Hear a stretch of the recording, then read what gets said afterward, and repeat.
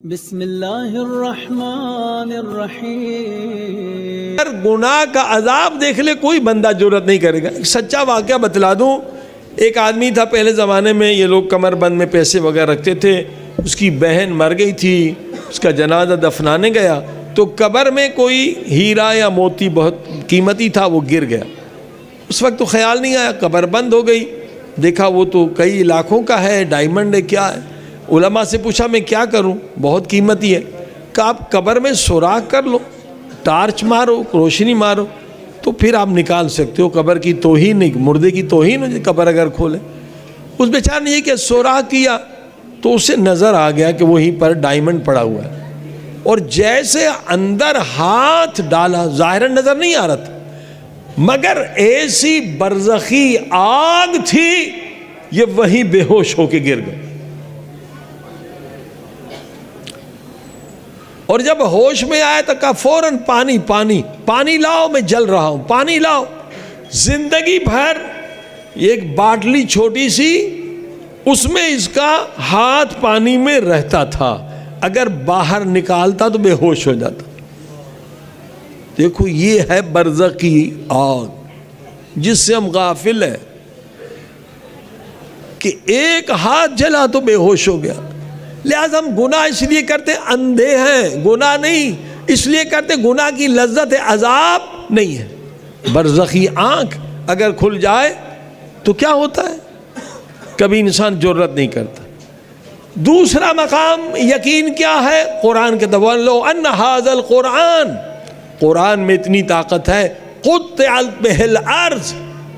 اب آپ ہندوستان سے، پاکستان سے، انگلینڈ سے، آسٹریلیا سے کتنے پیسے خرچ کر کے آئے، کتنی زحمات اٹھا کے، قرآن کریم کہتا ہے اگر آپ کو مقام یقین مل جائے تو بس وہیں بمبئی سے، وہیں آسٹریلیا سے آپ کچھ ذکر کریں گے بغیر ٹکٹ کے، ایک لمحے میں کربلا پہنچ جائیں گے۔ یہ آیت ہے بھائیو، یہ حدیث نہیں ہے کہ کوئی انکار کرے، آیت ہے، کوئی مسلمان انکار نہیں کر سکتا۔ قطعت بہ الارض، ایک لمحے میں 1000 میلوں کا سفر ہو سکتا ہے، جیسے آصف بن برقیہ نے کیا تھا، ایک لمحے میں تخت بلقیس لے کر آئے۔ وہ طی الارض کے مالک ہوں گے۔ ہم بھی اعلان سنیں گے، امام کہیں گے میرا ظہور ہو گیا ہے، جلدی آ جاؤ میری نصرت کے لیے، ہم ٹکٹ لیں گے، ہم پاسپورٹ تیار کریں گے، مگر جو 313 ہوں گے وہ ایک لمحے میں پہنچ جائیں گے۔ صلوات پڑھے محمد۔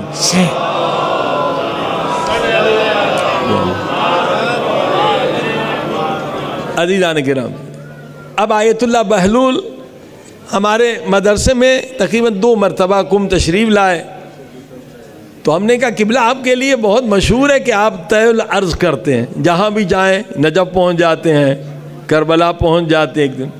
تو یہ اولیاء خدا تقیہ کرتے ہیں، تقیہ صرف کافروں سے نہیں کرنا۔ ابھی آواز درست ہوگی، اس کو چھیڑے نہیں، صلوات پڑھی محمد علیہ محمد۔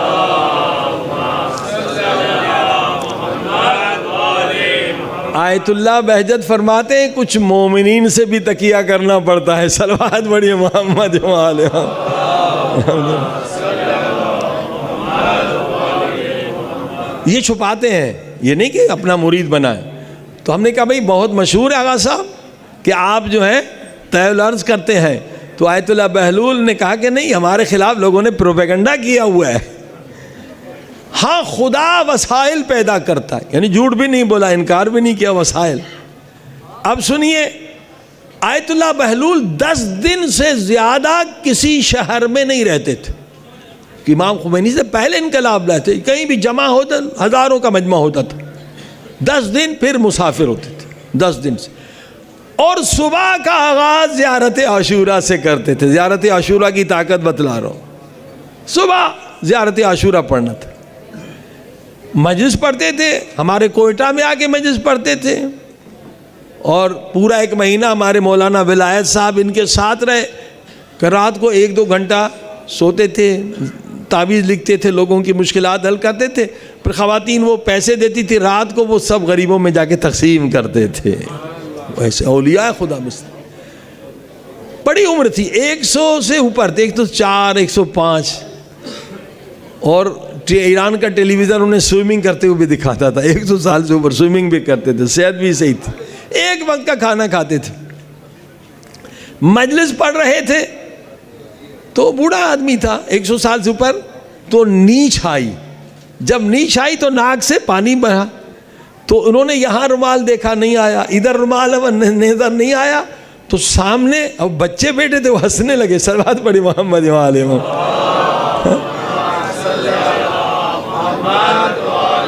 بچے ہیں, انہیں تو معرفت نہیں, اتنا بڑا آیت اللہ ہے, دیکھا بھائی ناک سے وہ پانی گرا ہے, مولانا کو رومال نہیں مل رہا ہے. تو نیچے سے جن کے گھر میں ٹھہرے ہوئے تھے انہوں نے جلدی سے رومال پھینک دیا, مولانا نے ناک صاف کر دی. اب انہی کے گھر میں آئے, کہا آج آپ نے مجھ پہ احسان کیا ہے. وہ بچے مجھ پہ اور ہنستے ہیں, آپ نے فوراً میری عزت بچائی ہے, مانگو کیا مانگتے ہو. یہ صدام کا زمانہ تھا, انہوں نے قبلہ کربلا چاہیے. ایران کے لیے تو منع تھا. کہا ٹھیک ہے جاؤ غسل توبہ کر کے آؤ. غسل توبہ کا بیٹھو, یہ سورہ پڑھو, یہ ذکر کرو, یہ ذکر کرو, یہ ذکر کرو. رات 2 بج گئے. کہا چلو باہر چلیں. کہا قبلہ بھی تو نماز فجر کا وقت نہیں, چلو باہر چلو. باہر لے آئے کہ اپنا ہاتھ میرے ہاتھ میں دو, آنکھیں مت کھولنا, آنکھیں مت کھولنا, بند کرنا. کہا میں نے آنکھیں کی, زو کی آواز جیسے طوفان آ رہا ہے, کیا ہو رہا ہے پتہ نہیں کیا ہو رہا ہے, ڈر بھی رہا ہوں کہ پتہ نہیں مولانا کیا کر رہے ہیں. کہ آنکھ مت کھولنا. چند منٹ ہی, بہت طوفان جیسی کیفیت تھی. کہا اب آنکھ کھولو. آنکھ کھولا تو سامنے زری نظر آئی. میں نے کہا قبلہ آیت اللہ بہلول, ہمارے شہر میں تو کوئی امام زادہ نہیں ہے. کہا امام زادہ نہیں, حبیب ابن مظاہر کی زری ہے, تو کربلا پہنچ گیا ہے. صلوات پڑھے محمد وآلہ محمد.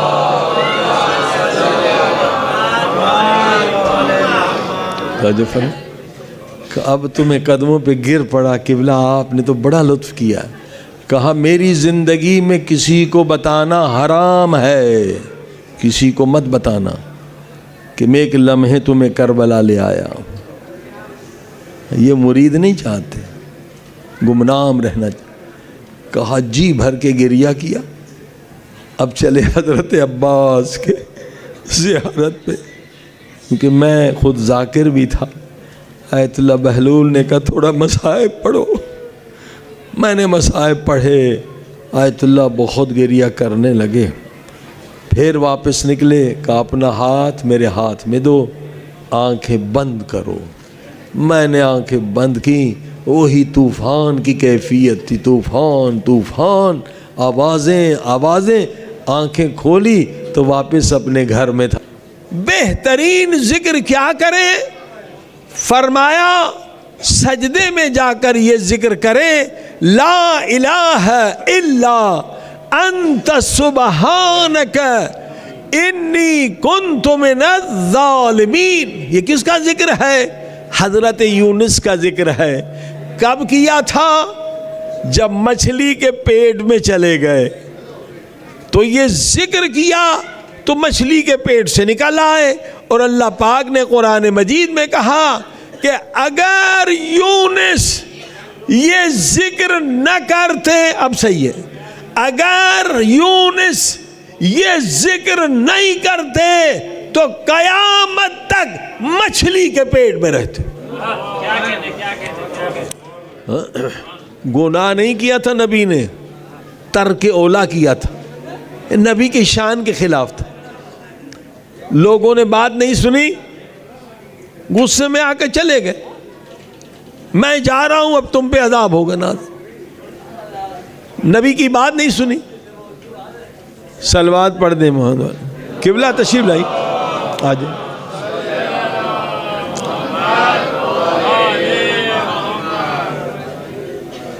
بات نہیں سنی, چلے گئے. اور جب چلے گئے تو کیا ہوا؟ عذاب آ گیا. اب لوگوں نے دیکھا ہم نے نبی کی توہین کی عذاب آ رہا ہے, سب پریشان ہیں. تو دیکھیے آج دنیا جو ہے علماء کے خلاف بہت پروپیگنڈا کر رہے ہیں، کیونکہ جب عالم سے دور ہو گئے تو اسلام سے دور ہو جائیں گے، عالم ہی تو سکھانے والا ہے۔ اب عذاب آ رہا ہے، دیکھ رہے ہیں لوگ آسمان پہ، نبی چلے گئے، اب کیا کریں؟ قوم میں ایک عالم تھا، اس نے کہا بھائی نبی چلے گئے ہیں، پر نبی کا خدا تو موجود ہے، صلوات پڑھ دے محمد و آل محمد۔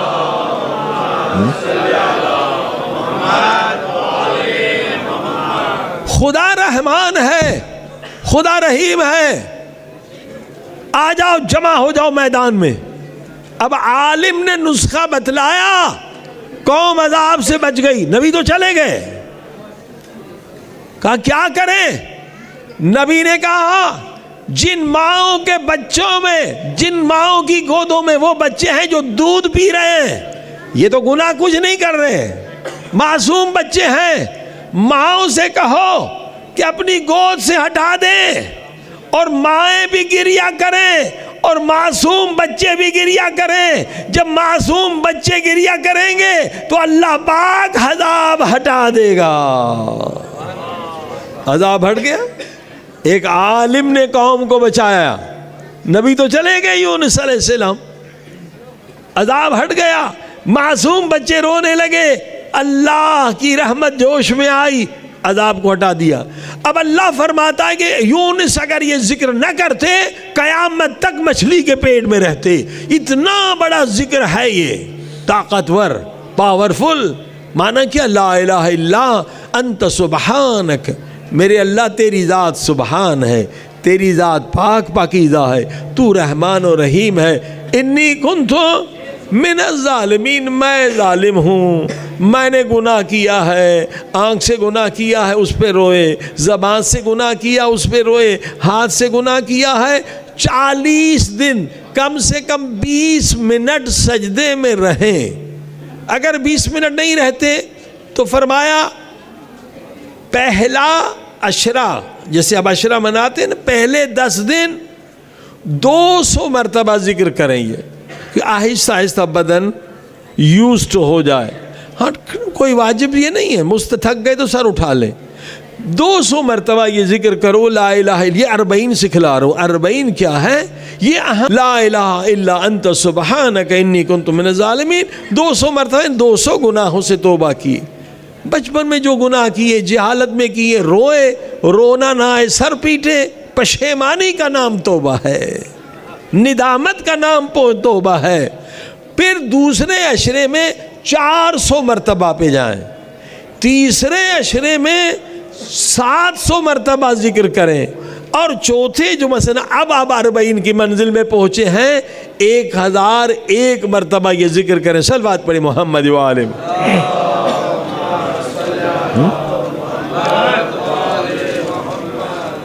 اور انشاءاللہ یہ اتنا ذکر پاورفل ہے، جیسے حضرت یونس مچھلی کے پیٹ سے آزاد ہو گئے، ہم گناہوں کے قید سے آزاد ہو جائیں گے۔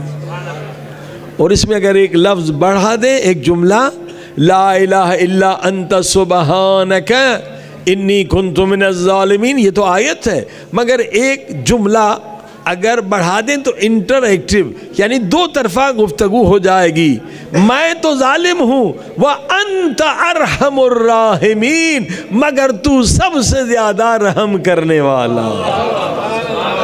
یہ 2 طرفہ گفتگو ہوگی تو لطف بڑھ جاتا ہے۔ تو اب آپ نے دیکھا کہ یہ 40 کا ایک رکن کیا ہوا؟ نماز توبہ۔ میں نے صبح کی مجلس میں بتلایا 2 رکعت نماز توبہ، جو بالکل اسی طرح سے نماز جعفر طیار کی طرح پڑھی جاتی ہے، دعائے کمیل اور ایک طولانی سجدہ، اور ہر روز زیارت عاشوراء۔ صلوات پڑھے محمد و